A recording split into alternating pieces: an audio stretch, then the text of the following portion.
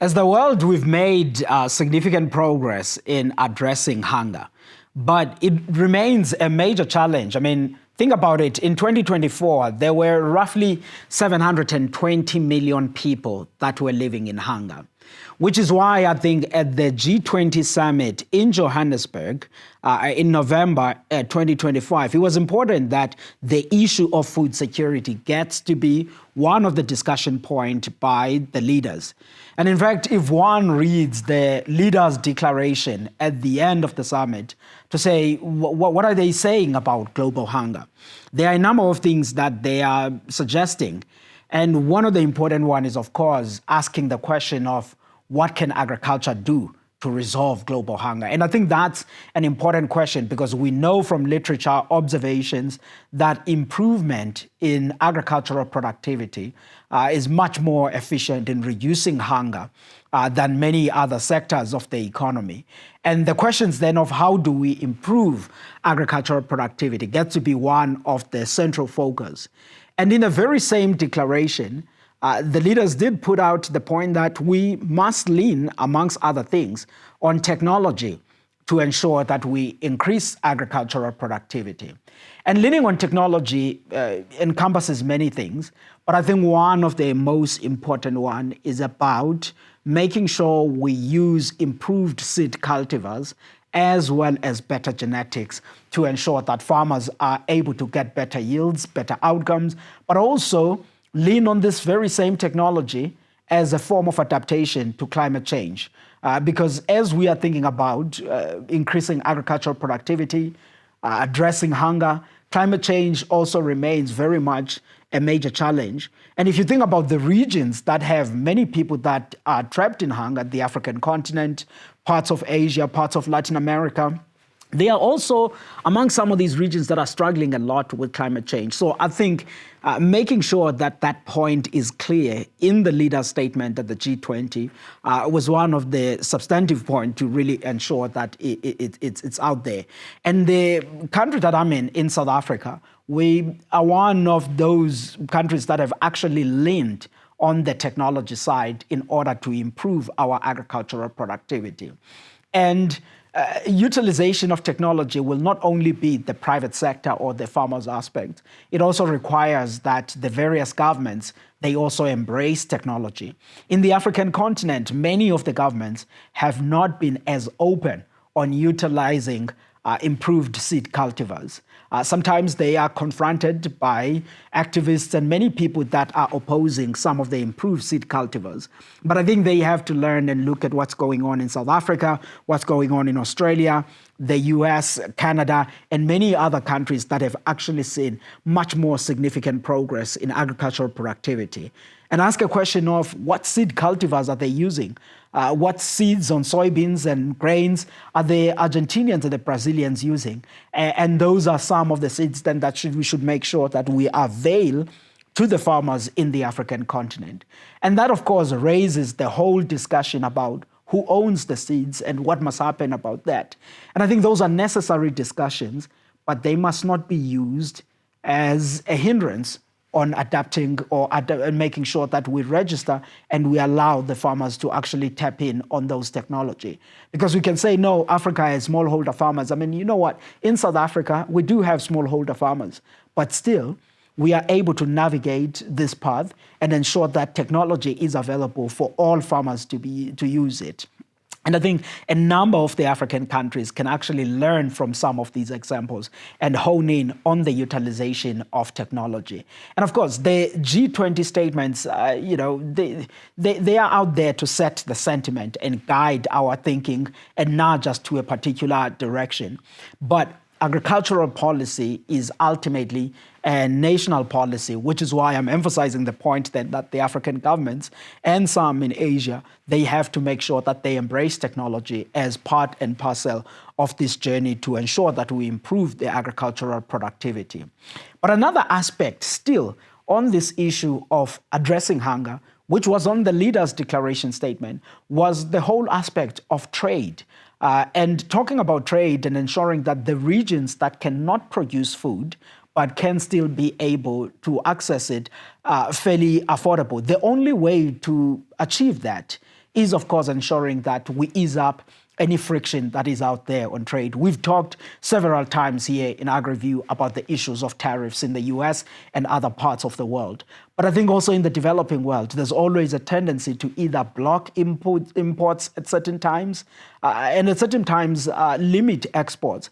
And I think that we must guard against that temptation and ensure that we encourage fairness in terms of trade and allow farmers to export when they can so that the profitability of what they do increases so that they are able to have income to plant in the following season. So easing up trade is one of those aspects. But trade cannot be just eased up without supporting the institution that ensures fairness in global trade. And that institution is the World Trade Organization, which is why I think in the leader statement, talking about it and making sure that the role of the WTO, the World Trade Organization, is mentioned was important. But then follow-up work to strengthen the WTO is also needed on this. So the whole central focus on addressing global hunger and talking about food security and the role of agriculture, I think it was one of the important aspects that came out in the G20 when you are thinking about the declaration and zooming in on the food security aspect. But of course, the G20 is happening there.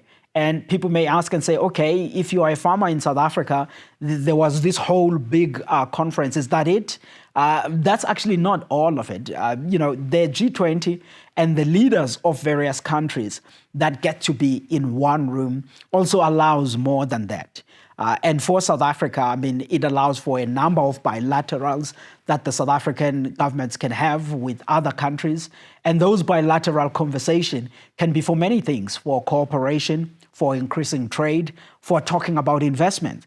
And I'll cite, say, about 3 that South Africa actually had, because there was a bilateral a day just before the G20 Summit with the EU, the European Union. And the EU is an important trading partner of South Africa's agriculture. Nearly 20% of our agricultural exports go to the EU. So if you are farming in fruit or wine, you know that the EU is an important partner to you. And in South Africa, we've had our own issues with the EU. Take, for example, the citrus farmers, where there's been a case that is still active even today at the WTO about the EU attempting to limit our exports of citrus to that region. But that doesn't mean we shouldn't be in speaking terms. The key thing is about how do we strengthen that relationship that we have with the EU. And that bilateral engagement that South Africa had with the EU, talking about the energy, talking about the infrastructure investments, but also agriculture, was essential on that. And these conversations, the G20 and the gathering and the convening power that South Africa had allows for such conversation to happen. So that's another positive that we were able to have. And another positive still on this bilateral engagement was a conversation between South Africa and the Australians. And we don't talk too much about Australia because when you look at their farming economy and you look at even the structure of their macroeconomy, pretty much looks similar to South Africa, the miners and farmers and industry, similar to what we have in South Africa. But that doesn't limit the conversation between us and Australia. We know that Australia has been doing fantastic work when it comes to animal health. And in South Africa today, one of the biggest problems in the agricultural sector is foot and mouth disease. But beyond foot and mouth disease, it's a question of how do we improve animal health and plant health, which is biosecurity. And one of the countries in the world that has been succeeding in that journey is Australia. So in that bilateral engagement, while it included a whole host of things, and I think the strengthening of a conversation with Australians so that when we need insight on the biosecurity side, we are able to pick up a phone and talk to them and also learn from them is one of those engagements that I think it was important and again eased by the presence of the G20 and the fact that we had this convening power and the ability to be able to hold all of these conversations. But there were also things that were signed. Think about it. The Department of Agriculture came out and said, hey, we've signed a couple of MOUs with Vietnam, and Vietnam is an important player in global agriculture because these folks are spending over $30 billion US importing food from the world market. And if you look at what is it that they buy fruits, they buy grains, they buy meat.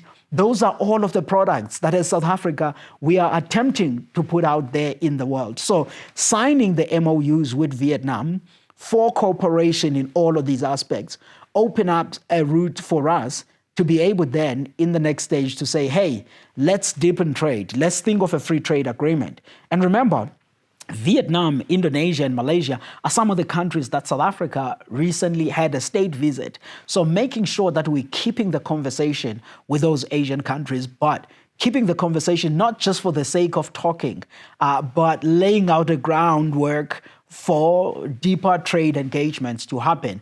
And I think for South Africa, the key thing now that is left is for us to go out there and making sure that we get more free trade agreements with a number of these countries so that we are able, of course, to export as many products as we can.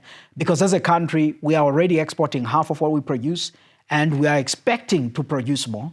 And all of these products have to go somewhere. And I think the likes of Indonesia, Vietnam, those are some of the new areas of engagement and of deepening trade. But as we do that, there is no shifting to the markets that we already have. The EU is very important. So we have to retain that market. We have to retain our market access in the African continent, in Greater Asia, as well as in the Middle East and other parts of the world. So the G20 addressed a number of things. One is sharpening its focus on the challenge of global hunger and also outlining the role that agriculture can play on that.